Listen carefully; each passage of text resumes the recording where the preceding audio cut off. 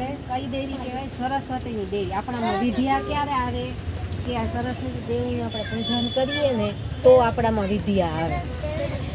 અને સૌએ પોતાની નોટબુક રહીને કાલે ઘરે શું કરવાનું છે, હું સાંજે આવીશ, પણ આપણી નોટબુક હોય ને એને કંકુથી ચાંદલો કરવાનો અને ચોખા કરવાના. અને એ વિદ્યાની દેવી જ કહેવાય. આપણી નોટબુક છે, આપણી પુસ્તક છે, એ વિદ્યાની દેવી જ કહેવાય ને. એમાં આપણે લેસન કરીએ છીએ, જેમાં એ દેવી જ કહેવાય, ભગવાન જ કહેવાય.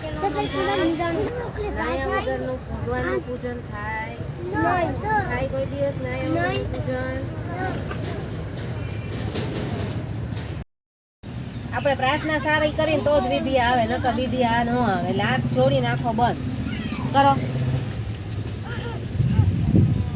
યા દેવી સર્વભૂતેષુ વિદ્યા રૂપેણ સંસ્થિતા.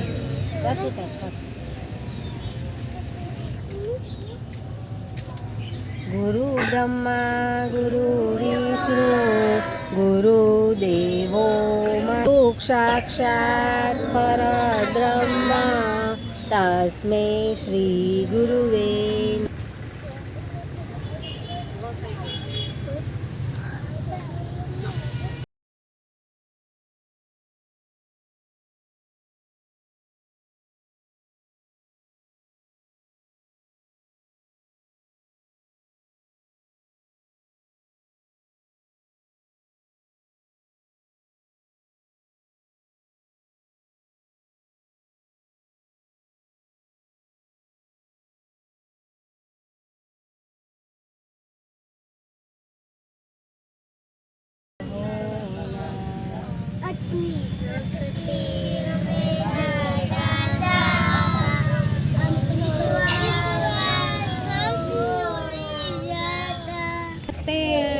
हमसे कोई भूल कर भी कोई भूल हो ना,